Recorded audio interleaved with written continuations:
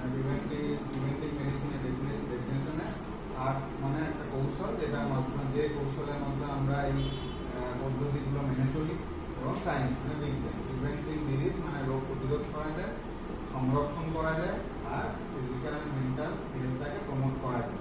Preservation মানে সংরক্ষণ করা, preservation and preservation and promoting mental and physical health. আমাদের মানসিক এবং শারীরিক যে স্বাস্থ্য তাকে উন্নত করা যায় এবং সংরক্ষণ করা যায়। কিসের মাধ্যমে? না, রোগ প্রতিরোধের মাধ্যমে।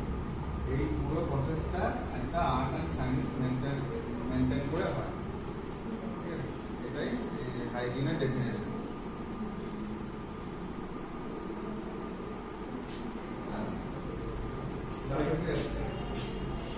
হাইজিন কথাটা কোথা থেকে এসেছে?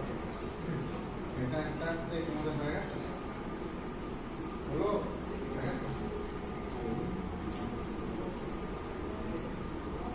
হাইজিন কথাটা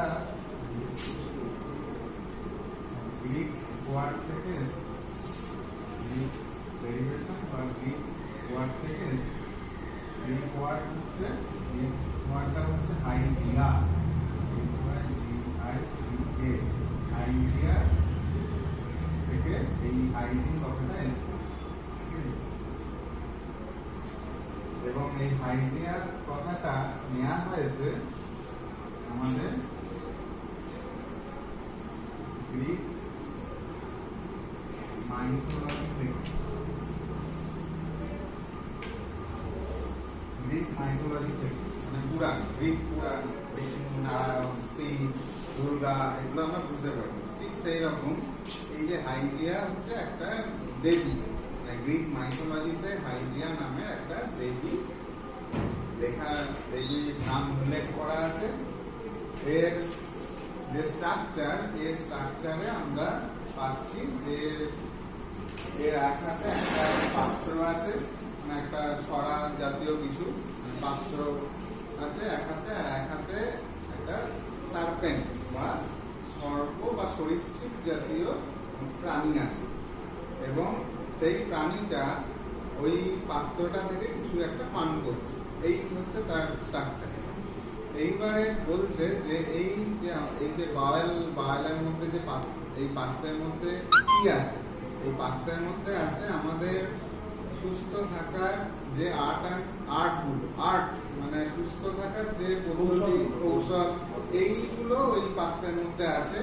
এবং ওই সরীসৃপ যে প্রাণী সেইটাকে আমাদের জনগণের সাথে তুলনা করা হচ্ছে, এবং বলছে যে আমাদের পৃথিবীবাসী, গোটা পৃথিবীর জনগণ বা পৃথিবীবাসীকে বলছে যে সবাই তোমরা ওই পাত্রে রাখা হাইজিন মানে সুস্থ থাকার যে প্রক্রিয়া, এই প্রক্রিয়াগুলো তোমরা পালন করো এবং নিজেদের উপর অ্যাপ্লাই করো। তাহলে তোমরা বেশি দিন সুস্থ থাকবে, তোমাদের ইমিউনিটি পাওয়ার অনেক দিন পর্যন্ত শক্তিশালী থাকবে, এবং যে কোনো রোগ সংক্রমণ হতে তোমরা প্রতিরোধ করতে পারবে। এইটি হচ্ছে এই হাইজিয়ার গঠন, হাইজিয়ার মানে। এই গ্রিক মাইথোলজিতে আমাদের হাইজিয়া মানে একজন গডেস আছে, গডেস অফ হেলথ, স্বাস্থ্যের দেবী, গডেস অফ হেলথ বা স্বাস্থ্যের দেবী হাইজিয়া। এই হাইজিয়ার স্ট্রাকচার মধ্যে এটা বলা হয়েছে যে ওই পাত্রে রাখা সমস্ত সুস্থ থাকার যে চাবিকাঠি, যে তরল, সেই তরলটা তোমরা পান করো, এবং এই পদ্ধতিগুলো মেনে চলে তোমরা তোমাদের স্বাস্থ্যকে সতেজ রাখো। এটা হচ্ছে হাইজিন। তো এই হাইজিন এবার ডেফিনেশন অনুযায়ী এটা আমাদের বলা হচ্ছে। এইবার হাইজিনের যে ভাগ, প্রথমে বলি হাইজিন থেকে আমাদের পাবলিক হেলথ কথাটা এসছে। পাবলিক হেলথ এটাও কিন্তু আমাদের পিএসএম এর প্রিভেন্টিভ মেডিসিন একটা খুব important term. Public public health. Public health মানে একটা গ্রুপ অফ পিপলকে বোঝাচ্ছে, একটা জনগোষ্ঠীকে বোঝাচ্ছে। তো সেই জনগোষ্ঠীর মধ্যে সবাই যদি হাইজিন মেনটেন করে, তাহলে সেই জনগোষ্ঠী বা পাবলিক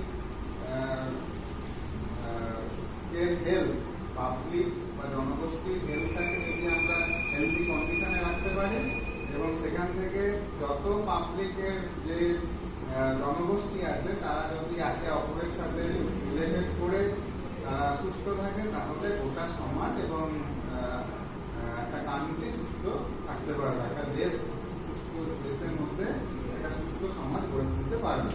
সুস্থ থাকার মানেটা কি? যদি আমরা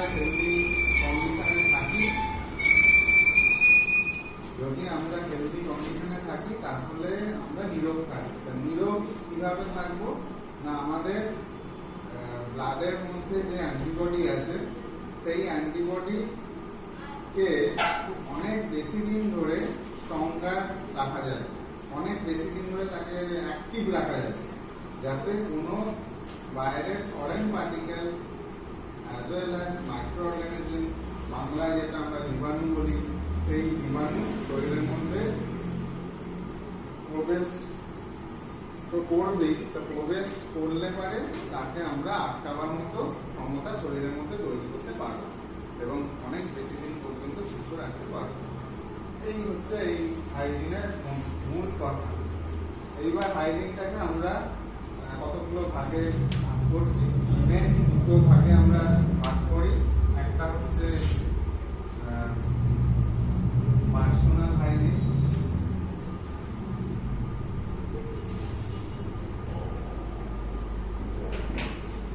আর একটা হচ্ছে social hygiene. Social hygiene, personal hygiene এবং social hygiene. Personal hygiene, social হাইজিনকে আমরা আবার দুটো ভাগে ভাগ করি। একটা হচ্ছে ডোমেস্টিক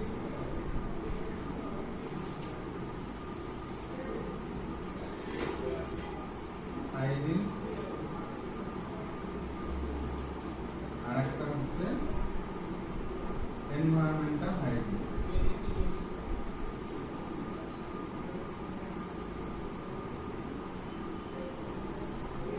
ডোমেস্টিক হাইজিন এবং এনভায়রনমেন্টাল হাইজিন। প্রথমে আসি পার্সোনাল হাইজিন। এটা আমরা সবাই জানি, আমরা সবাই করি। আমরা নিজেরা নিজেদের স্বাস্থ্যের জন্য যে হাইজিনটা আমরা মেনে চলি, সেইটাকে বলা হচ্ছে পার্সোনাল হাইজিন।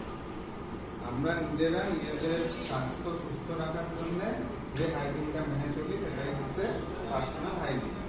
তার মানে সকালে ওঠা থেকে ঘুমোতে যাওয়া পর্যন্ত যা যা কাজ করি, সেগুলোই সবকিছুই হাইজিনিক। মানে বাওয়াল ক্লিয়ার করা, ব্রাশিং, দাঁত মাজা, স্নান করা, বাথিং, তারপরে ফুড টেকিং, খাবার খাওয়া। এবং খাবার আমরা সবসময়, মানে এটা নিয়ম যে খাবার আমাদের মানে টাটকা তৈরি করা খাবার খেতে হবে। এবং যে ভেজিটেবলস খাই, ফ্রুটই খাই, সবই যেন আমাদের টাটকা থাকে। বাসি পচা খাবার শরীরের মধ্যে প্রবেশ করলে কিন্তু তার মধ্যে জীবাণু থাকতে পারে, এবং এই জীবাণু পেটের মধ্যে গেলে কিন্তু ইনফেকশন ছড়াতে পারে এবং সেখান থেকে পেটের নানা রকম সমস্যা হতে পারে। সেটা পরে আসছি। তো এই টাটকা খাবার, টাটকা ফল, এগুলো আমাদের খেতে হবে। টাটকা রান্না করা জিনিস খেতে হবে। এবং যদি পুরো তৈরি করা রান্নাটা আমরা যদি একবারে না খেতে পারি, তাহলে আমরা কি করি, ফ্রিজে রাখি, আমরা সেটা ফ্রিজিং করি। তাহলে সেটাকে বলা হচ্ছে প্রিজার্ভেশন অফ ফুড। প্রিজার্ভেশন, সংরক্ষণ করছি, যাতে সেখানে আরো ফ্রিজিং করি, অথবা যদি বাইরে রেখে দিই তাহলে সেটা কিন্তু একটা কোনো ঝুড়ি চাপা দিয়ে রাখি, যাতে সেখানে মাছি না বসে। তাহলে ইনফেকশন হওয়ার চান্সটা আমরা আটকে দিচ্ছি, ব্লক করে দিচ্ছি। তাহলে এটা প্রিজার্ভেশন করছি। এবার খাওয়ার পরে আমাদের কি হয়, আমাদের শরীরের মধ্যে খাবার খাই কেন, আমাদের শরীরের মধ্যে ক্যালোরিটা তৈরি করতে হবে, তাই আমরা খাবার খাই। আর নিঃশ্বাস অক্সিজেন তো আমরা নিচ্ছি, এনার্জি। হ্যাঁ, ক্যালোরি মানে এনার্জি, ভাইটাল এনার্জি। শরীরে যে সমস্ত ফিজিক্যাল অ্যাক্টিভিটিগুলোকে অ্যাক্টিভ রাখার জন্য আমরা খাবারগুলো বিভিন্ন সিস্টেমকে চালনা করার জন্য আমরা এনার্জি দুটোভাবে, হ্যাঁ ঠিক আছে, আমরা দুটোভাবে আমরা এই ক্যালোরিটাকে খরচা করি। এক হচ্ছে আপনি যেটা বললেন যে শরীরে বিভিন্ন সিস্টেমগুলো নিজেরা কাজ করে, হার্ট নিজে কাজ করে, লাংস নিজে কাজ করে, কিডনি নিজে কাজ করে, ব্রেন নিজে কাজ করে, তাহলে এই কাজটা চালানোর জন্য একটা ক্যালোরি খরচা হয়। আর বাইরের পরিবেশের সাথে সামঞ্জস্য রক্ষা করতে গিয়ে আমাদের কিছু ক্যালোরি ক্ষয় হয়। তাহলে এই ক্যালোরিটাকে ক্ষয় করতে হবে। তার কারণ যদি আমরা ক্যালোরি বার্ন না করি তাহলে কিন্তু এই ডাইজেস্টেড ফুড পার্টিকেল গুলো যেটা খাবারের মধ্যে থাকে এবং শরীরের মধ্যে একটা বিক্রিয়া হয়, যে বিক্রিয়াটাকে আমরা সহজ কথায় বলি ডাইজেশন। এই ডাইজেশনের ফলে একটা এই যে ক্যালোরিটা তৈরি হচ্ছে, এই ক্যালোরি তৈরি হওয়ার পুরো ব্যাপারটাকে একটা টার্ম হিসেবে ইউজ করা হয়, সেটা হচ্ছে মেটাবলিজম। শরীরের একটা ক্ষেত্রফলে এই ক্যালোরিটা তৈরি হয়, প্রত্যেক ক্ষেত্রফলে এই ক্যালোরিটা যখন তৈরি হয় তখন সেটাকে আমরা বলি মেটাবলিজম। এই মেটাবলিজমটা হতে গেলে আমাদের 6 রকমের নিউট্রিয়েন্টস দরকার। এই মেটাবলিজমটা ঠিকঠাক হতে গেলে আমাদের 6 রকমের নিউট্রিয়েন্টস, হ্যাঁ বলুন, প্রোটিন, কার্বোহাইড্রেট, ভিটামিন, ফ্যাট, এটা হচ্ছে নিউট্রিয়েন্টস বলে এটাকে, নিউট্রিয়েন্টস। আমরা নিউট্রিয়েন্টস এটা বাংলা পরিপোষক বলে, ওটা খুব একটা নামটা একটু পারা, এই নিউট্রিয়েন্টস কথাটা বললে পারে একটু বেশ মনে হয় যেন ঠিকঠাক হচ্ছে। পুষ্টিটা নিউট্রিশন, এই নিউট্রিশনটা হতে গেলে আমাদের এই নিউট্রিয়েন্টস গুলো লাগে, ঠিক আছে? তো দুটো জিনিস আলাদা। এইবার এটাকে আমরা দুটো ভাগে ভাগ করছি নিউট্রিয়েন্টস গুলো। একটা হচ্ছে আমাদের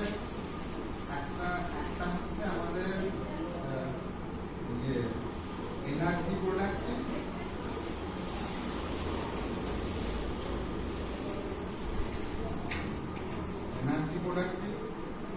আর একটা হচ্ছে আমাদের প্রোটেক্টিভ।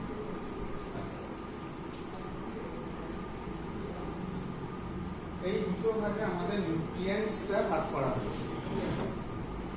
তাহলে এনার্জি প্রোডাক্টিভ আমরা যেটা বললেন যে প্রোটিন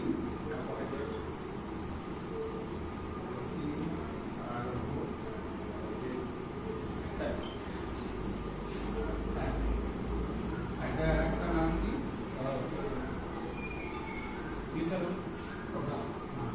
একটা প্রোফাইল টেস্ট করি, লিপিড, হ্যাঁ লিপিড, একটা নাম হচ্ছে লিপিড। এই যে লিপিড প্রোফাইল করি না, এগুলো সব আমাদের ব্লাডের মধ্যে যে ফ্যাট গুলো থাকে সেই ফ্যাট গুলোর লেভেল গুলো আমরা জানতে চাই। এনার্জি প্রোডাক্টিভের মধ্যে আমাদের প্রোটিন, কার্বোহাইড্রেট, ফ্যাট বা লিপিড থাকে। এবার বলতে পারবে যে মনে আছে কি পড়া আছে, তো মনে আছে কি যে এরা পার গ্রাম কত কিলো ক্যালোরি তাপ দেয়? মনে নেই তোমাদের? ওটা মনে রাখতে গেলে মানে দুটো সংখ্যা, একটা 4 একটা 9, দুটো সংখ্যা।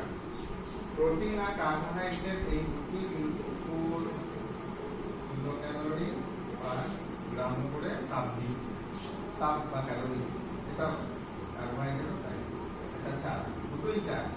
আর একটা হচ্ছে 9 কিলো ক্যালোরি, ফ্যাটটা সব থেকে বেশি দেয়। তাহলে এটা খুবই সোজা মনে থাকতে পারে।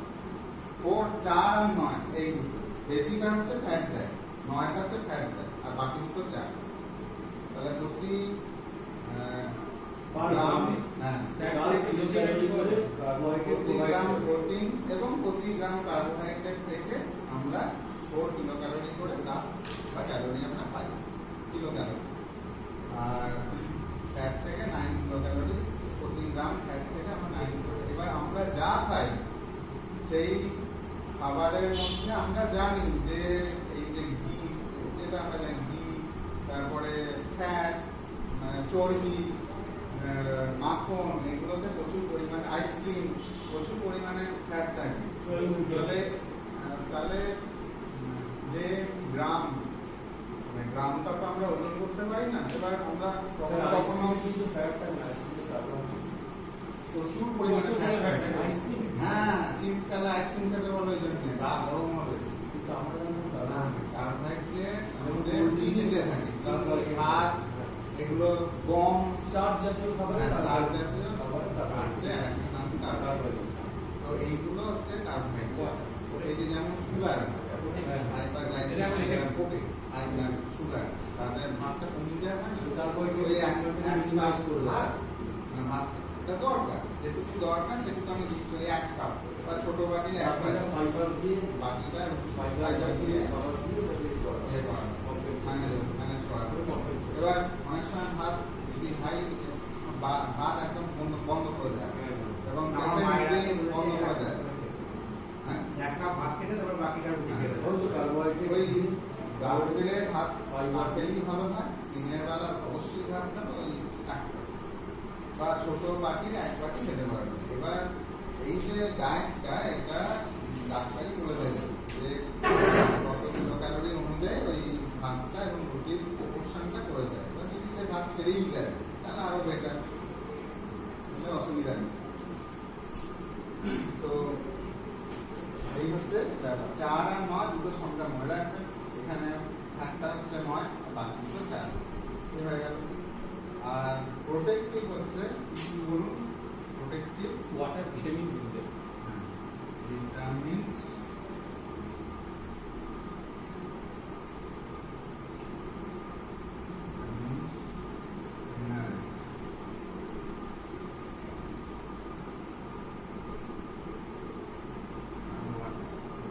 এইটা আমাদের আমাদের শরীরের প্রতিরোধ ক্ষমতা তৈরি করতে আমাদের মেন কাজ করে এইটা, এই নিউট্রিয়েন্টস। তাহলে নিউট্রিয়েন্টস এইভাবে আমরা দুটো ভাগে ভাগ করে নিই, ঠিক আছে?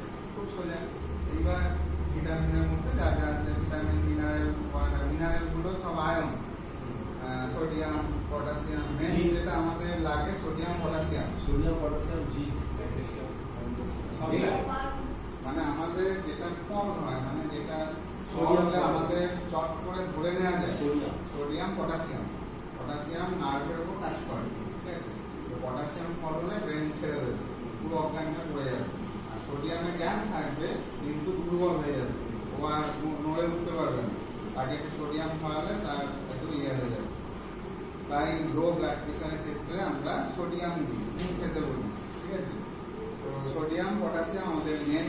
এবার যেটা নুন থাকে তার কিছু ক্লোরিনও থাকে, ঠিক আছে? NaCl যেটাকে বলে, ক্লোরিনও কিছু থাকে। তাহলে নুনটা হয়ে গেল, এবার জলে গুলে খেয়ে নিলাম। এবার শুধু নুন জল খেতে পারবে না, বমি করে দেবে, পেশেন্ট বমি করে দেবে, এমনি খাওয়ার ইচ্ছা থাকে না, দুর্বল হয়ে যায়। সেই জন্য আরেকটু একটু গ্লুকোজ মিশিয়ে দেওয়া, একটু চিনি না দিলে টেস্টটা ঠিক পাওয়া যাবে না, যদি তার সুগার না হয়, ঠিক আছে? আর না হলে যদি সুগার থাকে তাহলে সুগার ফ্রি এই দুটো দানা ওর মধ্যে দিয়ে খাওয়ানো যেতে পারে। এগুলো স্যাকারিন থাকে, অসুবিধা নেই। তো এইভাবে ম্যানেজ করা হয়। সুগার ফল হলে মিষ্টি খাওয়াতে হবে, মানে কার্বোহাইড্রেট ফল করে গেছে, তাকে আরো গ্লুকোজ খাওয়াতে হবে, মিষ্টি খাওয়াতে হবে, গ্লুকোজের জল খাওয়াতে হবে। এটা বিভিন্ন সিমটম দিয়ে প্রকাশ পায়। সুগার ফল করে গেলে হুট করে পড়ে যাবে। বাজারে ধরো কিছু কিনছে, হট করে সুগারটা বড় হয়ে ওঠেই বসে হুট করে পড়ে যাবে, মানে বাসের জন্য বুঝতে পারবে না পড়ে গেছে, এটা সুগার। আর সোডিয়াম ফল করে গেলে মানে হয় মাথা চক্কর খাবে, দুর্বল হয়ে যাবে, মানে তার যে মুখে কথা বলতে পারবে, জ্ঞান থাকবে কিন্তু দুর্বল হয়ে যাবে, মানে সে আর উঠে দাঁড়াবার ক্ষমতা থাকবে না, তখন তাকে আবার নুন খাওয়াতে হবে। লো ব্লাড প্রেশার গুলো হয় তখন নুন খাওয়ানো। জল হচ্ছে খুব ইম্পর্টেন্ট একটা নিউট্রিয়েন্ট। এই জল পরিমাণ মতো মানে 3 থেকে 4 লিটার, খুব বেশি হলে 5 লিটার প্রয়োজন অনুযায়ী শরীরে খিদে বা জল খিদে নয়, জল তেষ্টা বা ফাস্ট অনুযায়ী তাকে কিন্তু জল কিন্তু একটু খেতে হবে। এই জল খেলে কি হয়, আমাদের শরীরের মধ্যে যে মেটাবলিক ওয়েস্ট প্রোডাক্ট, এইটাই বলতে হবে মেটাবলিক ওয়েস্ট প্রোডাক্ট, মানে মেটাবলিজম হলো, মেটাবলিজম হওয়ার ফলে কিছু ভালো জিনিস তৈরি হলো, কিছু খারাপ জিনিস তৈরি হলো। এবার ভালো জিনিসগুলো তো শরীরে অ্যাসিমিলেশন হয়ে গেল, ব্লাডে চলে গেল, খারাপ জিনিসগুলো যেমন তৈরি হয় এরকম ব্লাডেও মিশে যায়, ব্লাডেও সেটা ঘুরে বেড়ায়, ঠিক আছে। তো ভালো জিনিসগুলো এবার ভালো কাজে গেল, আর খারাপ জিনিসগুলো তো কিছু কাজে লাগবে না। তো সেই জন্য এই টার্মটা ইউজ করতে হবে, মেটাবলিক ওয়েস্ট প্রোডাক্ট।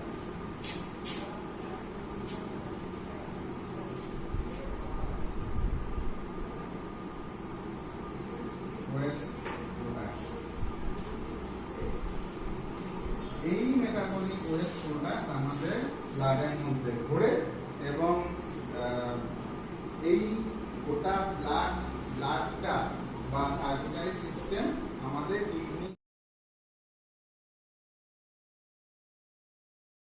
সার্কুলেশনে আসে, তাই তো। রেনাল আর্টারি, ওই যে অ্যাবডোমিনাল আর্টারি আছে, সোজা নামছে, দুদিকে দুটো কিডনিতে রেনাল আর্টারিতে যাচ্ছে, দিয়ে সেটা প্রচুর ব্রাঞ্চ ভাগ হয়ে সেটা যেখানে দুটো ক্যাপিলারি আমাদের কিডনিতে হয়, তাই তো, দুটো হয় তো। হ্যাঁ, বার্মেন্স ক্যাপসুলের ভেতরে একটা আর একটা আপনার এই লুপ অফ হেনরি না পুরো ডিজিটাল কনভার্টার ডিফারেন্স হচ্ছে। হ্যাঁ, মানে উনি যেটা বললেন হ্যাঁ, এটা একদম কারেক্ট অ্যান্সার। একটা ক্যাপিলারি তৈরি হচ্ছে বার্মেন্স ক্যাপসুল, বার্মেন্স ক্যাপসুলের মধ্যে আর একটা ক্যাপিলারি কোথায় হচ্ছে? ডিজিটাল কনভার্টার ডিফারেন্স ওইখান থেকে তো তো ডিস্ট্রিবিউশন না না, ওটা রেনাল টিউবিউলের অংশ।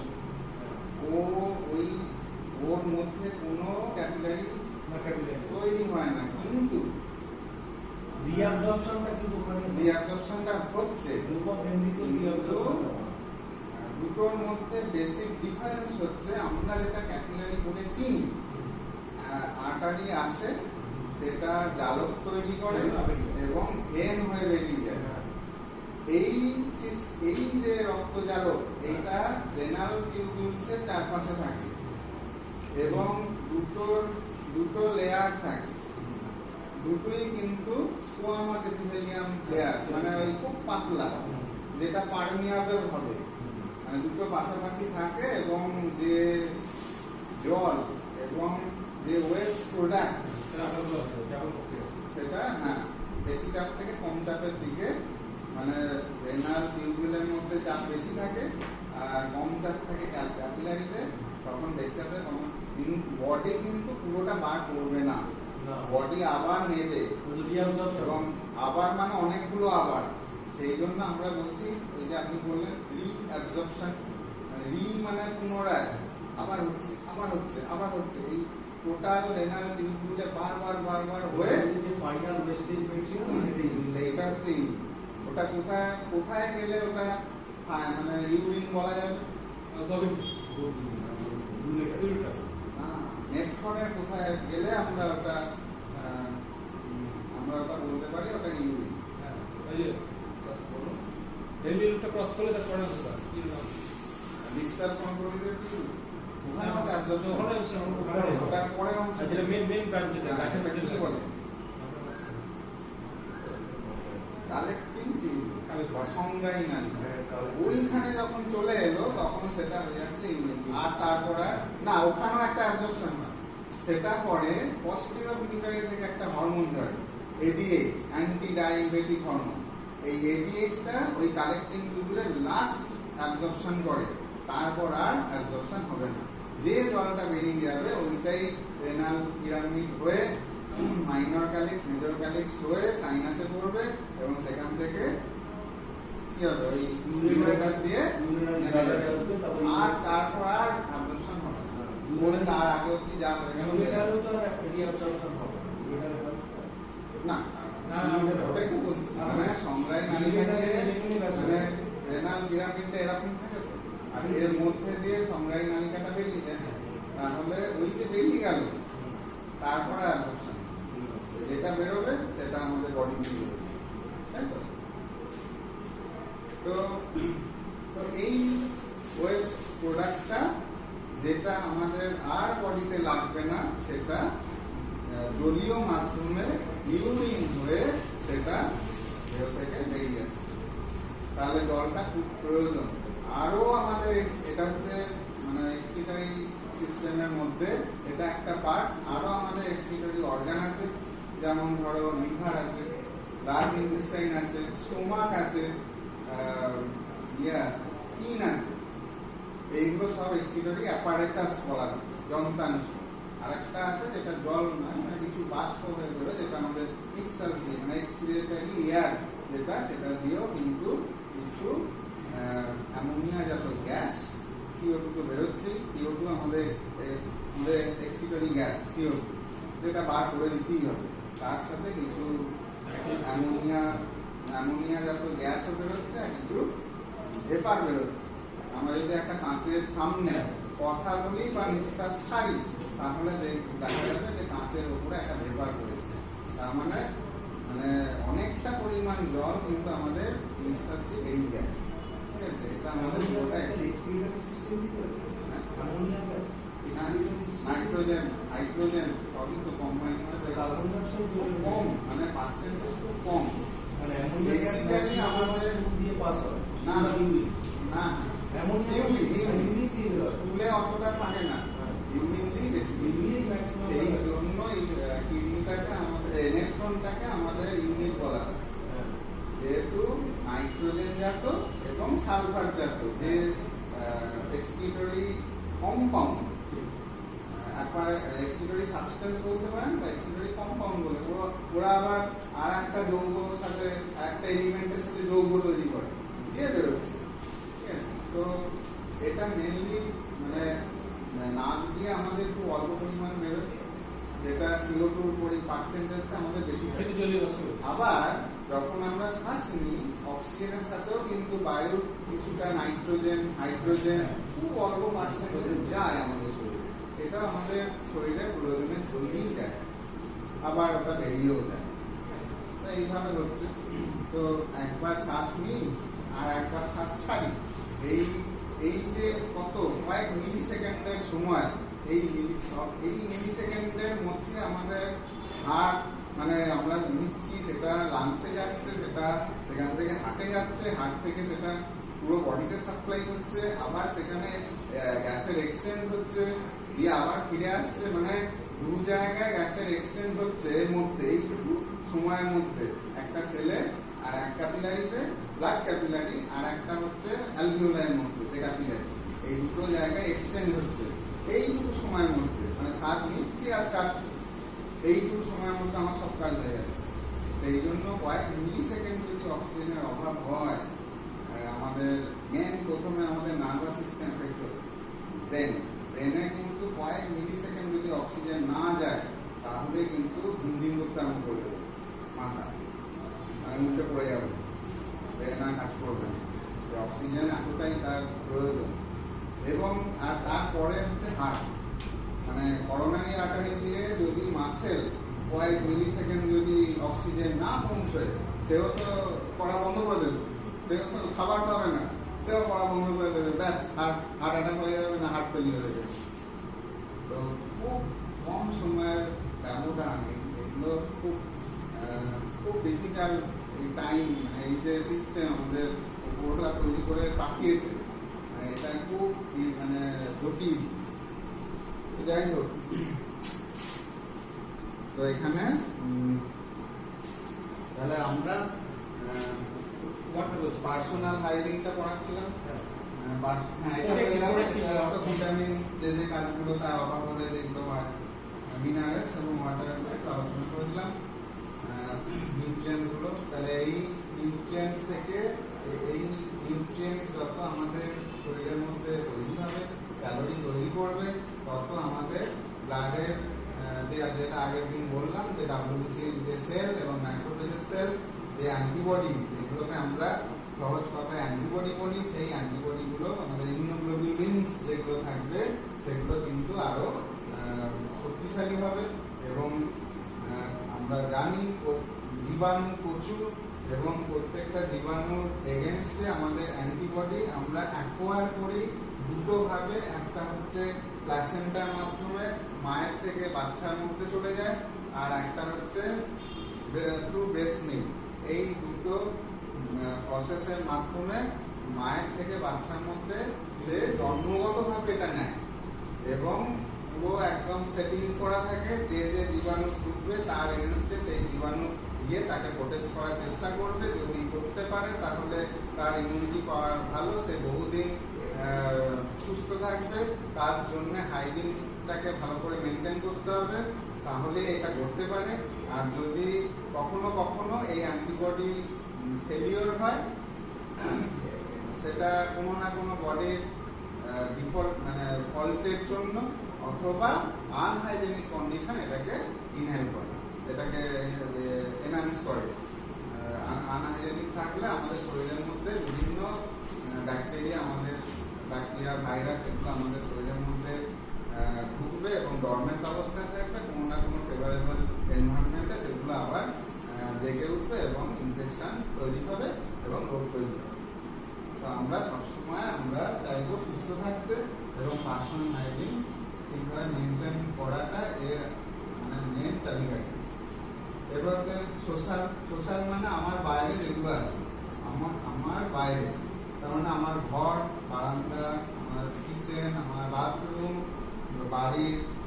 বাড়িটা এবং বাড়ির চারপাশ, আমার বাড়ির পাঁচিল পর্যন্ত যে স্থানটা আছে, যে প্লেসটা আছে, সেটাকে আমরা ডোমেস্টিক হাইজিন বলি। ডোমেস্টিক মানে গৃহ সম্বন্ধীয় হাইজিন।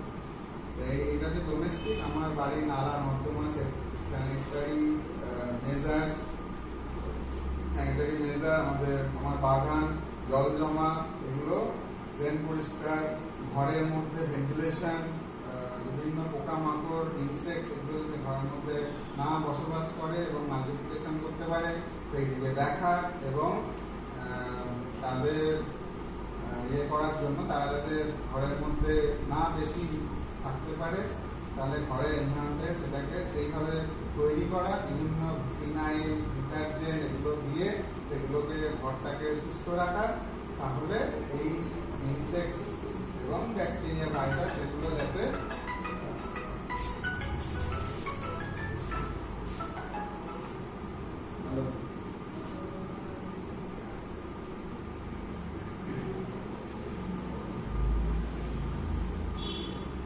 মানে দানা ওষুধটা বন্ধ করে লিকুইডটা না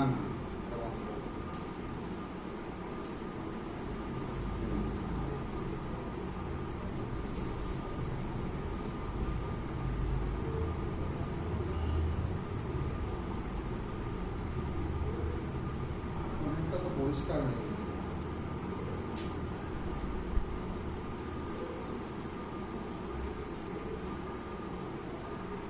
ঠিক আছে, ওটা কর।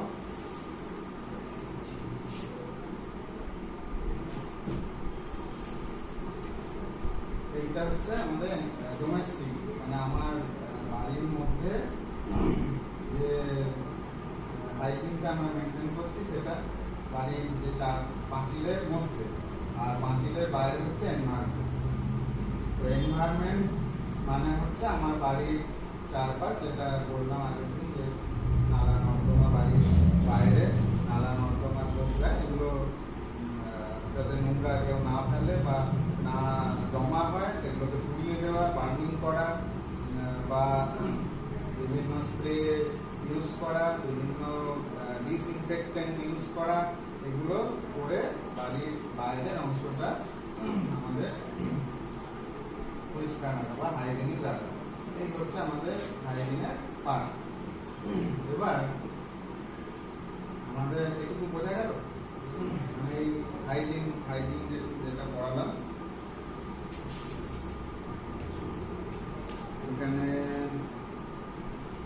বইটাই লেখা আছে যে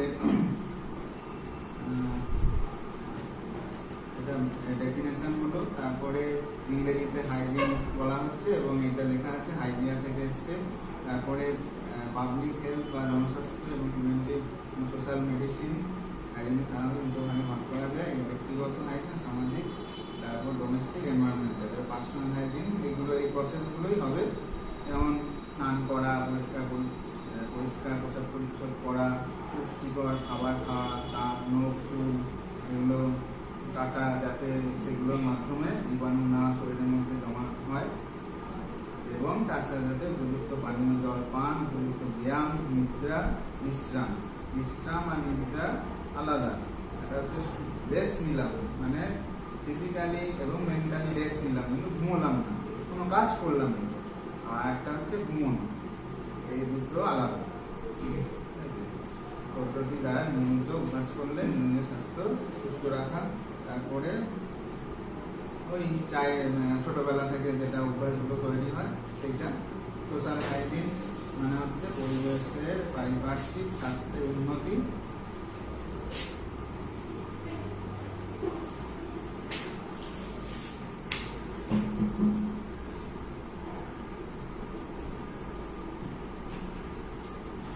যেমন এটা হচ্ছে সোশ্যাল পরিবেশের পারিপার্শ্বিক। এবার ডোমেস্টিক আর এনভায়রনমেন্টাল। ডোমেস্টিক মানে যেমন শুদ্ধ আলো বাতাস সম্পন্ন ঘর, সানলাইট, ঘরে সানলাইট হচ্ছে গ্রেট ডিসইনফেক্টেন্ট। রোদ আমরা যেমন ধরো একটা পেশেন্ট যখনই কোনো ছোঁয়াচে রোগ বা কমিউনিকেবল ডিজিজে এফেক্ট হবে, তখন কি করি, তাকে পুরো আলাদা করে দিই, বাড়ির অন্যান্য মেম্বারের সঙ্গে থাকতে দিই না। তার কারণ হচ্ছে তার যে ড্রপলেটস গুলো বেরোবে, তার যে ইউরিন এবং স্টুল, তার বাথরুম, এটা কিন্তু আলাদা করতে হবে। এবং আমরা করি, যেমন আমাদের চিকেন পক্স হলে বা মামস হলে বা টাইফয়েড হলে আমরা সেই পেশেন্টকে কিন্তু আলাদা ঘরে বা আলাদা একটা জায়গা করে দিই বাড়ির মধ্যে, সেইখানে কেউ ঢুকবে না বা তার কাছাকাছি যাবে না। তাহলে সেখান থেকে রোগ ছড়াবার জায়গাটাকে আমি ব্লক করে দিলাম। ঠিক আছে? তো যখন পেশেন্টটা সুস্থ হয়ে যায়, তখন আমরা কি করি, তার বিছানা বালিশ কি কাচা যায়, তোষক, বিছানা বালিশ এগুলো কাচা যায় না, রোদে দিতে হয়। মোটামুটি সপ্তাহখানেক কড়া রোদে রাখলে আমাদের যে মাইক্রো অর্গানিজম বা সেই রোগের যে জীবাণু, সেটা কিন্তু পুরোপুরি মরে যায়, সেটা বেঁচে থাকে না।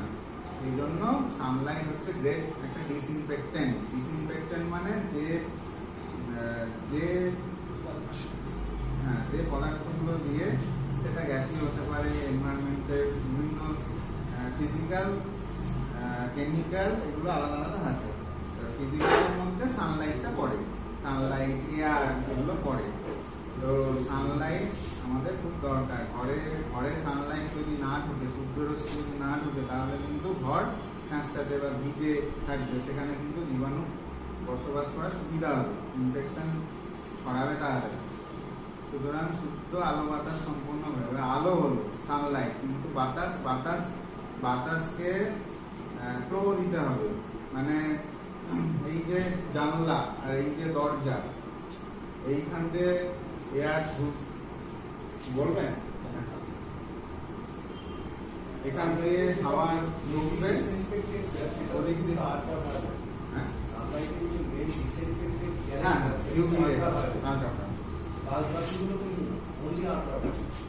আর কিছু নেই, সূর্যরশ্মি তো এই একটাই জিনিস। কোভিডের সময় যখন আমরা ডিসইনফেক্টেড করতাম, দ্যাট ইজ ডিসইনফেক্টেড বক্স, আর that is the ultraviolet box.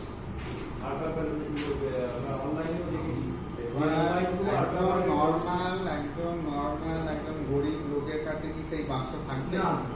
তাহলে আমাকে ধরে নিতে হবে প্রাকৃতিক বা ন্যাচারাল যে ডিসইনফেক্টেন্ট, সেটা আমাকে ধরে নিতে হবে।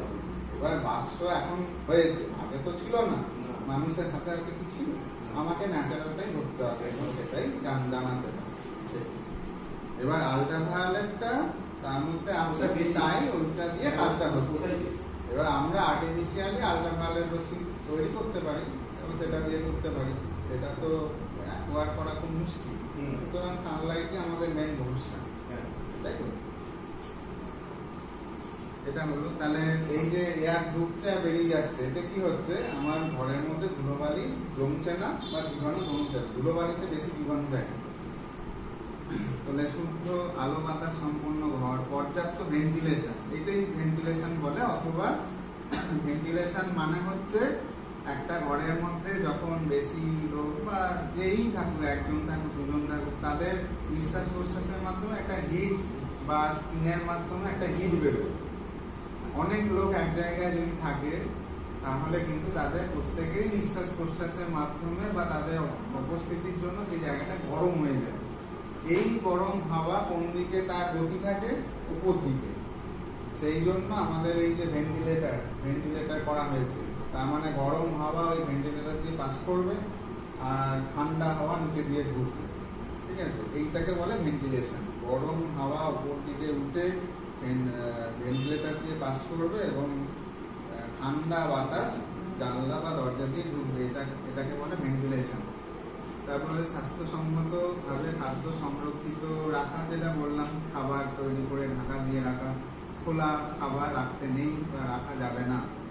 বর্জ্য পদার্থ অপসারণ, বর্জ্য পদার্থ মানে অনেক রকম সিউরেজ হয়, সেটা তরকারি খোসা থেকে শুরু করে স্টুল, ইউরিন, এগুলো সবই কিন্তু বর্জ্য পদার্থের মধ্যে পড়ে এবং যেটা যেভাবে আমরা এটাকে ডিসপোজাল করছি। ঠিক আছে, যেমন স্টুল, ইউরিন, আমাদের স্টুল আমাদের সেপটিক স্যানিটারি প্রসেসের মাধ্যমে সেটা সেপটিক ট্যাঙ্কে যাচ্ছে এবং সেখান থেকে আমাদের মাটিতে শক্তি হয়ে মিশে যাচ্ছে। আবার ইউরিনও ড্রেন দিয়ে বেরিয়ে যাচ্ছে, সেটা ক্লিয়ার রাখতে হচ্ছে সেখান থেকে যাতে ইনফেকশন না ছড়ায়। সেই জন্য আমাদের বাথরুম, পায়খানা এগুলো ডেটল, ফিনাইল এগুলো দিয়ে পরিষ্কার করতে হয় সপ্তাহে একবার করে, তাহলেই আমাদের ইনফেকশনটা অতটা আর হওয়ার ভয় থাকে না। তাহলে বর্জ্য। তারপর কিছু যেমন তরকারি খোসাই হোক আর কিছু প্যাকেট জাতীয় প্যাকেট মানে বিস্কুটের ঠোঙা কি কোনো মশলাপাতির ঠোঙা, এগুলো তো আমাদের জড়ো হয়, তাহলে সেগুলো আমাদের প্রপার ডিসপোজাল করতে হবে বা পুড়িয়ে দিতে হবে, এক জায়গায় নিয়ে গিয়ে জড়ো করে পুড়িয়ে দিতে হবে।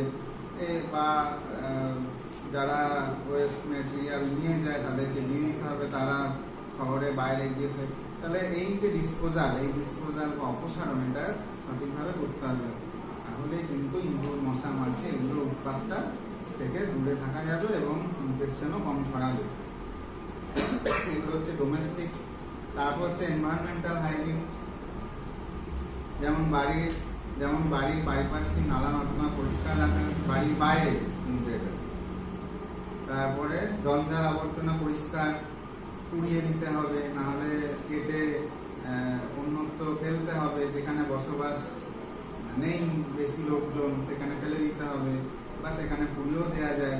ঠিক আছে, স্বাস্থ্যসম্মত বিশুদ্ধ জল সরবরাহ, water supply, proper water supply and দূষিত জল নিষ্কাশন এবং ডিসপোজাল অফ ওয়েস্ট ওয়াটার, এগুলো।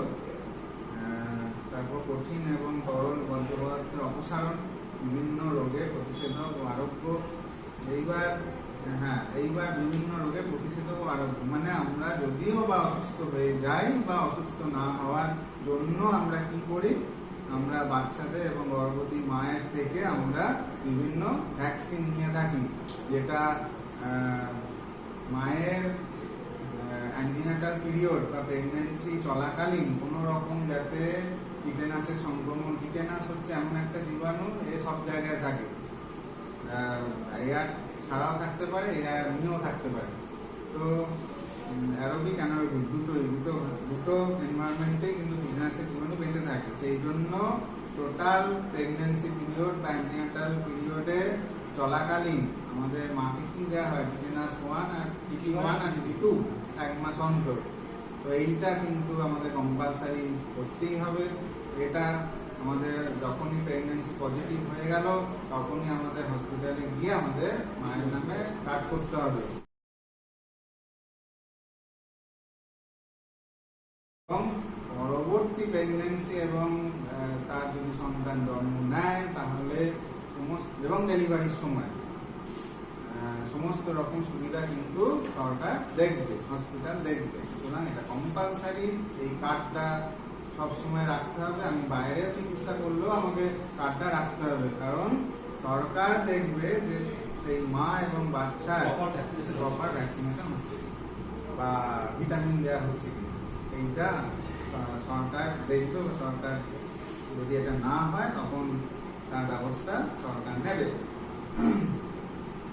এই বিভিন্ন রোগের প্রতিষেধক মানে ভ্যাকসিন, এবং জন্ম হওয়ার পরে বাচ্চাকে বিভিন্ন রকম ভ্যাকসিন দেওয়া শুরু হয়ে যাচ্ছে, এবং 10 বছর বা 16 বছর পর্যন্ত এই ভ্যাকসিনগুলো চলতে থাকে, এবং পরবর্তী তার সারা জীবনের যে ইমিউনিটি পাওয়ার এইসব মারাত্মক রোগের এগেনস্টে, যেগুলো খুবই মানে তাকে মেরে ফেলতে পারে, সেই রকম রোগ যাতে না হয় তার এগেনস্টে আমরা এই ভ্যাকসিনগুলো দিয়ে তার মধ্যে প্রতিরোধ ক্ষমতা তৈরি করার চেষ্টা করছি। তাহলে এইটা আর হচ্ছে, যদি রোগে পড়ে যায়, যদি বিভিন্ন রকম রোগ আমাদের অ্যাফেক্ট করে, তাহলে কিন্তু প্রপার ট্রিটমেন্ট আমরা নিয়ে আমাদের সুস্থ থাকতে হবে, সেটা প্রেগনেন্সির সময়ই হোক আর নাই হোক। সুতরাং আরোগ্য এবং প্রতিষেধক এই দুটোই কিন্তু আমাদের মেনে চলতে, মানে মানতেই হবে এটা। আর মশা মাছি নিয়ন্ত্রণ, ওই যেমন খাবার ঢাকা দেওয়া, মশারি ইউজ করা শোয়ার সময়, এগুলো কিন্তু আমাদের মেনে চলতে হবে। এগুলো হচ্ছে এনভায়রনমেন্টাল হাইজিন। আর পারিপার্শ্বিক জনগণের মধ্যে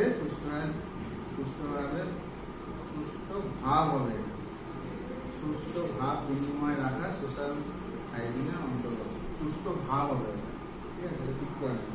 মানে প্রত্যেকের প্রতিবেশীর সাথে ভালো সম্পর্ক রাখা, এইটা হচ্ছে এনভায়রনমেন্টাল হাইজিন। এবার এনভায়রনমেন্ট আলাদা আর এনভায়রনমেন্টাল হাইজিন আলাদা। আমাদের প্রত্যেকটা এনভায়রনমেন্টাল হাইজিনের সাথেই কিন্তু কতগুলো এনভায়রনমেন্টাল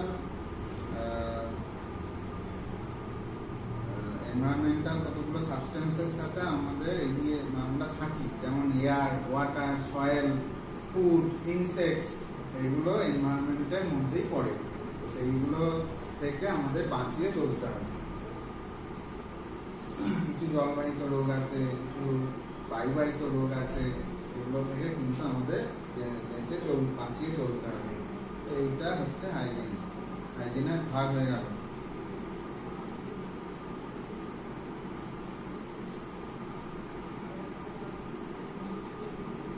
হচ্ছে ইউটিলিটি।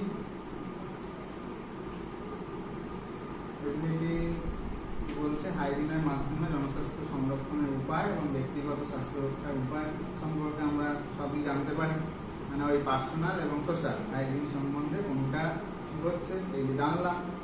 এছাড়া স্বাস্থ্য এবং রোগ মানে হেলথ এবং ডিজিজ, এইটা সম্বন্ধে আমরা জানতে পারি।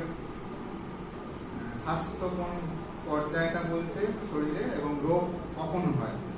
তাহলে যখন স্বাস্থ্য থেকে, হেলদি কন্ডিশন থেকে যখনই ডেভিয়েট করে যাচ্ছে এবং আমাদের বিভিন্ন রকম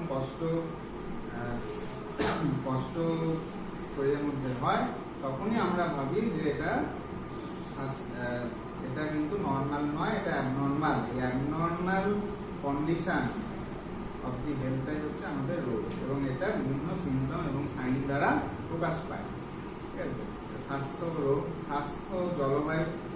এবার স্বাস্থ্যের সঙ্গে জলবায়ু, আমাদের এই যে 6টা ঋতু আছে, এবং প্রত্যেকটা ঋতুতেই কিন্তু এনভায়রনমেন্ট চেঞ্জ হতে হতে যায়। বর্ষাকালে একরকম, গরমকালে একরকম, শরৎকালে একরকম, বসন্তকালে একরকম। তো সেই মতো এনভায়রনমেন্টের মধ্যে দিয়ে আমরা চলার সময় এই প্রত্যেকটা এনভায়রনমেন্টকে আমরা প্রোটেক্টিভ মেজার নিই আমাদের শরীরের প্রতি, এবং আমরা কিছু সিজনাল ফুড, ভেজিটেবল আর ফ্রুটস, এগুলো কিন্তু প্রত্যেকটা এনভায়রনমেন্টে আলাদা আলাদা করে আমরা পাই, এবং সেগুলো তৈরি হয়েছে আমাদের শরীরের ইমিউনিটি পাওয়ার বাড়ানোর জন্য। এবং সেই জন্য আমাদের ম্যানেজমেন্টে, প্রত্যেকটা রোগের ম্যানেজমেন্টেই বলা হয়েছে যে to take seasonal foods and vegetable foods, এগুলো কিন্তু আমাদের খেতে হবে। এগুলো খেলে প্রত্যেকটা এই যে সিজনাল যে রোগগুলো হয় সেখান থেকে আমরা প্রতিরোধ ব্যবস্থা শরীরের মধ্যে নিতে পারবো, আমাদের রোগ কম হবে। সেই জন্য স্বাস্থ্য এবং জলবায়ু, স্বাস্থ্য পরিবেশ সম্পর্কে মানে environment, air, water, food, insect এগুলো সম্বন্ধে আমরা জানতে পারি। কি কি নিয়ম পালন করলে, কি প্রকার খাবার খেলে, কিভাবে শরীরের যত্ন নিলে আমরা আমাদের দেহকে সুস্থ সবল রাখতে পারি, এগুলো হাইজিন থেকে জানতে পারি। বায়ু, আলো, আবহাওয়া, মাটি, জল, আবর্জনা, শারীরিক পরিষ্কার পরিচ্ছন্নতা এবং ব্যাধির হাত থেকে রক্ষা লাভের উপায়, এই যে এই এতগুলো যে আমি বললাম, এই যে সবই এগুলো বোঝানো হলো। বায়ুবাহিত রোগ সম্বন্ধে জানা, আলো আমাদের সানলাইট, আবহাওয়া মানে আমাদের এই ঋতু, যে ক্লাইমেট চেঞ্জ, মাটি মানে মাটিবাহিত কিছু রোগ আছে সেগুলো থেকে আমাদের বাঁচিয়ে চলতে হবে। জল, আবর্জনা মানে এই যে সিওয়েজ বা আবর্জনা প্রপার ডিসপোজাল এবং শারীরিক পরিষ্কার পরিচ্ছন্নতা, এগুলো আমরা হাইজিন থেকে আমরা জানতে পারি। এবং এখান থেকে যে যে রোগগুলো হয়, যেমন জল বা বায়ু থেকে আমাদের কিছু রোগ আমরা জানি, এইগুলো জলবাহিত, এইগুলো বায়ুবাহিত, এবং যখনই ওই রোগটা হচ্ছে তখনই সেই জায়গাটাকে আমরা প্রিভেন্ট করছি। যেমন বায়ুবাহিত রোগ হলে আমরা মাস্ক ইউজ করি, আবার জলবাহিত রোগ হলে কি আমরা মাস্ক ইউজ করবো না। সুতরাং জলটা আমাকে ফুটিয়ে খেতে হবে। তো এইগুলো মেজারগুলো আমাদের নিতে হবে। এটা হয়ে গেল। তারপর সোশ্যাল হাইজিনের মাধ্যমে বিভিন্ন যে যৌনবাহিত রোগ আছে, গনোরিয়া, সিফিলিস, এগুলো আমাদের কনসালটেশনের মাধ্যমে আমাদের প্রিভেনশন করতে হবে। মানে এসটিডি গুলো, হ্যাঁ, এসটিডি গুলো, সেক্সুয়াল ট্রান্সমিটেড ডিজিজ বা এসটিআই, একই কথা, সেক্সুয়াল ট্রান্সমিটেড ইনফেকশন। এসটিডি বলে ডিজিজ হয়, ডিজিজও বলে, ইনফেকশন বলে। তো এগুলো অনেকগুলো এরকম রোগ আছে। Gonorrhoea, syphilis, AIDS.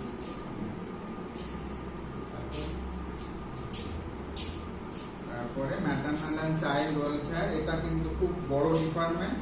এটা সমস্ত রকম মায়ের প্রেগনেন্সি এবং বাচ্চা জন্ম দেওয়ার পরে তার মোটামুটি 5 বছর থেকে 10 বছর পর্যন্ত ভ্যাকসিনের যে সমস্ত প্রক্রিয়াগুলো, এগুলো সব মেনে চলতে হবে। ঠিক আছে, বা পরে আলোচনা করা যাবে। ঠিক আছে, তাহলে এটা কমপ্লিট হয়ে গেল। পুরো নেবেন বোঝা, কোনো যদি অসুবিধা হয় পরের দিন। তাহলে আজকে ওই হাইজিনটাই মেনলি হলো, হাইজিন মেনলি হয় না, স্যানিটেশনটা নেক্সট আছে। স্যানিটেশন হাইজিন মোটামুটি একই। স্যানিটেশন বলতে আলাদা কিছু নেই। স্যানিটেশন মানেও যে প্রসেসগুলো আমরা ফলো করি।